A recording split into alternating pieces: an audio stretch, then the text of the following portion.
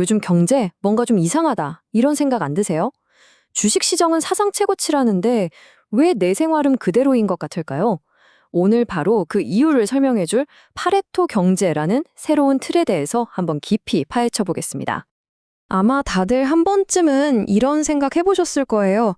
뉴스에서는 경제가 좋다, 주가가 오른다, 이런 소식이 계속 들리는데 정작 내 주변, 내 일상은 왜 크게 나아지는 게 없는 건지 오늘 분석은 바로 이 질문에서부터 시작합니다. 지금 상황을 보여주는 아주 극명한 대비죠. 한쪽에서는 주식시장이 연일 뜨겁게 달아오르는데 다른 한쪽에서는 소비자들의 지갑이 꽁꽁 얼어붙어 있습니다. 실제로요, 예전에는 거의 항상 같이 움직였던 OECD 제조업 신뢰도랑 소비자 신뢰도가 지금 완전히 반대 방향으로 가고 있어요. 말 그대로 한쪽은 신나게 축제를 벌이는데 다른 한쪽은 혹독한 겨울을 보내고 있는 셈입니다. 바로 이 기이한 분열 현상을 설명하는 열쇠가 오늘 우리가 이야기할 파레토 경제입니다. 이건 뭐냐면요.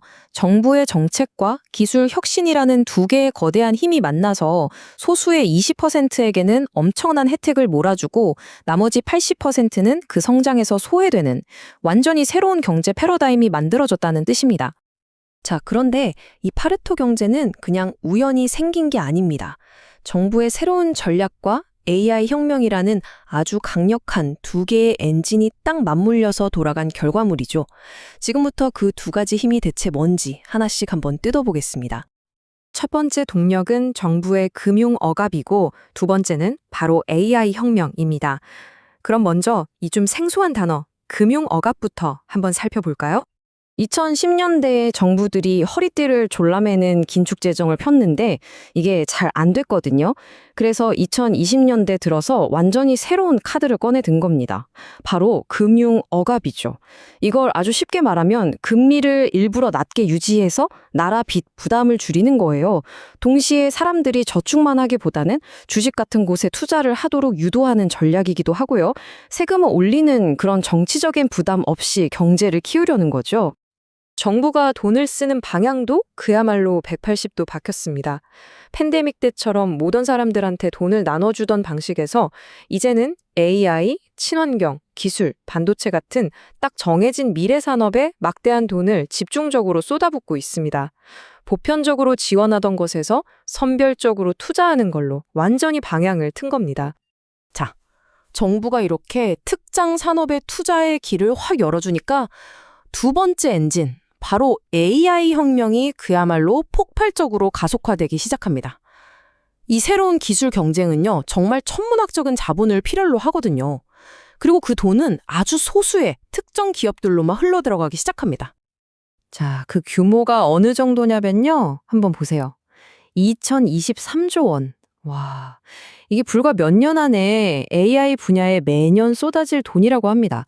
웬만한 나라의 1년 예산을 그냥 훌쩍 뛰어넘는 정말 어마어마한 금액이죠. 근데 중요한 건 이 돈이 경제 전체에 골고루 퍼지는 게 아니라는 겁니다.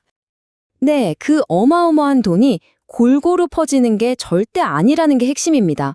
소위 매그니피선트 세븐이라고 불리는 기술 대기업들은 투자를 70%나 늘리면서 돈을 그냥 진공청소기처럼 빨아들이고 있어요. 반면에 나머지 대다수 기업들은 오히려 투자를 12%나 줄였습니다. 한쪽으로 돈이 활활 쏟아져 들어가니까 다른 쪽은 오히려 바싹 말라가고 있는 거죠. 자, 이렇게 정부의 정책과 AI 혁명이라는 두 가지 거대한 힘이 만나니까 우리 경제가 말 그대로 두 개의 세상으로 완전히 나뉘어 버립니다. 이 거대한 분열이 구체적으로 어떻게 나타나는지 한번 살펴보겠습니다. 이 분열은 바로 우리 지갑에서부터 시작돼요. 상위 20%는 주식이나 부동산 같은 자산 가격이 크게 오르면서 계속 부유해지지만 나머지 80%는 월급 오르는 속도가 물가 상승을 도저히 따라가지 못하는 겁니다. 그러니 실질적으로 쓸 수 있는 돈은 제자리 걸음이거나 오히려 줄어드는 거죠. 기업의 세계도 상황은 똑같습니다. AI와 관련된 빅테크 기업들은 마치 로켓처럼 솟아오르면서 역사상 최고 수준의 이익을 내고 있어요. 하지만 전통적인 제조업이나 서비스업에 속한 수많은 다른 기업들은 투자도 줄고 물건도 잘 안 팔려서 힘들어하고 있습니다. 그래서 결국 이런 상황이 벌어지는 겁니다. 금융시장은 막 뜨거운데 대부분의 사람들이 실제로 살아가는 실물 경제는 차갑게 식어버리는 거죠. 이 둘 사이에 엄청난 괴리가 생긴 거예요. 이게 바로 핵심입니다. 그런데 말이죠. 이렇게 소수에게 모든 게 집중된 시스템, 이게 겉보기엔 강력해 보여도 사실은 굉장히 위태롭습니다. 마치 살얼음판 위를 걷는 것과 같아요. 몇 군데 숨어있는 금이 가기 시작하면 전체가 와르르 무너질 수도 있다는 겁니다. 과연 어떤 위험들이 숨어 있을까요? 보고서에서는 이 시스템을 한 방에 무너뜨릴 수 있는 몇 가지 위험 요소를 꼽고 있는데요. 첫째, 인플레이션이 다시 살아나는 것. 둘째, AI 공급이 너무 많아지거나 혁신이 멈추는 것. 셋째, 무역 갈등이 심해지는 겁니다. 그리고 이 모든 것 뒤에는 그림자 금융이라는 숨어있는 폭탄도 있고요. 이 모든 위험들 중에서 딱 하나, 가장 치명적인 걸 꼽으라면 단연 인플레이션입니다. 이게 왜 그러냐면요. 인플레이션이 걷잡을 수 없이 터지면 정부는 어쩔 수 없이 금리를 올려야 하잖아요. 그럼 이 시스템의 근간이었던 금융 억압 전략 자체가 그냥 뿌리부터 흔들리게 되는 겁니다. 슈퍼맨한테 크립토나이트 같은 존재인 거죠. 자, 그렇다면 이 아슬아슬한 균형, 과연 언제까지 갈 수 있을까요? 이 파레토 경제의 미래를 가늠하기 위해서 앞으로 우리가 어떤 지점들을 눈여겨봐야 하는지 한번 짚어보겠습니다. 분석을 보면 구체적인 시나리오까지 나와 있어요. 먼저 2025년 말이 되면 그동안 미뤄졌던 무역 갈등의 충격이 슬슬 나타나기 시작하고요. 그리고 2026년 중반에는 시중에 풀린 돈 때문에 인플레이션이 다시 고개를 들 수 있다는 경고가 나옵니다. 마지막으로 2026년 하반기에는 반도체 공급이 너무 많아져서 지금의 AI 붐을 꺼뜨릴 수도 있다는 거죠. 이 불안한 균형이 언제든 깨질 수 있는 그런 시점들인 겁니다. 결론은 이겁니다.